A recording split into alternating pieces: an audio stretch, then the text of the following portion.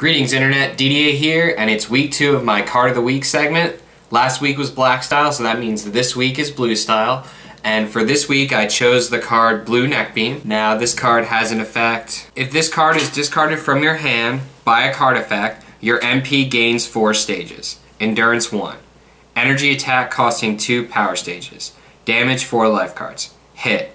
Raise or lower your opponent's MP 1 personality level at the end of combat. Now I chose this card for a few reasons. The first and most important reason obviously being that, it just displays how much of a badass Vegeta is. So any chance that I can get to promote Vegeta being cool in any way, I will be doing that. So this is when classic Vegeta, he took advantage of Goldo while he was distracted and slaughtered him maliciously like he did other members of the Ginyu Force. And just as Vegeta took Goldo down a head, you can take your opponent down a peg with this card. So this card stands as one of the only blue cards in the game that lowers your opponent multiple levels of anger. There's another big player in blue style, that is Blue Head Knock, and that lowers your opponent's anger to 0. So it has the potential to lower your opponent 4 or 5 levels of anger if you can catch him when he has a high level of anger.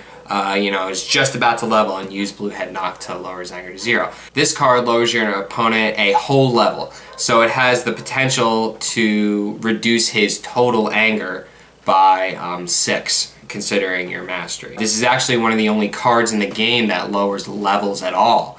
There is one other card, Red Jump Kick, but it has to hit just like this one, and it lowers both you and your opponent a level, whereas this one only affects your opponent, and it gives you an option whether or not you want to raise or lower your opponent a level. Usually always you're going to want to lower him a level and not raise him, but there are certain situations, maybe against Super Saiyan God Goku, that you would want to raise him a level rather than keep him at that level. Or say against Krillin, if you were playing a blue ally deck and he was staying on his level 1 Krillin to utilize the critical damage effects, discarding your allies, you could use this card to raise him a level off of that level 1 so he couldn't discard your allies anymore. So another reason I chose this card is because of how not only how versatile this card is going to be, but the power that this card currently holds in this game. Because not only is it one of the only cards that lowers multiple levels of anger, but it also provides a great physical defense. The parenthesis text on this card means that any time that this card is discarded from your hand, your MP is going to gain 4 stages. So if you're playing an energy beatdown deck that there aren't many cards in the game right now that actually provide good stage management. There are a few energy attacks that cost 1 or cost 0. But as far as actually you being able to control the stages on your main personality, there aren't that many cards that allow you to do that right now. Blue does have good ally control, but there are going to be situations where your opponent's going to be able to discard all your allies, and a card like this would be really useful in a situation like that because you can use it to stop a physical attack with your mastery and then gain 4 power stages. So not only does it allow you to block a physical attack and stop you from taking stages of damage that way, but it also gives you stages to possibly do another attack in the next phase. So what kind of decks would I play this card in? Pretty much every blue deck. It is hands down a staple in every single energy beatdown blue deck, unquestionably, for both the fact that it is an energy attack with a nasty head effect, but also it provides great stage management with the mastery, and it's gaining 4 stages for you.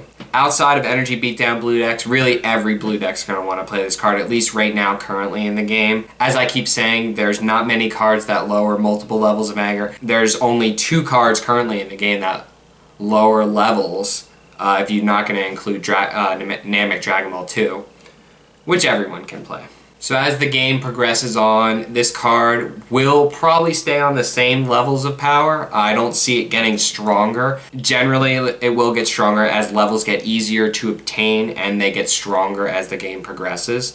But there will be, I don't really foresee more situations than now that a D level card will be useful. And outside of that, as the game goes on, there will be more cards that lower levels.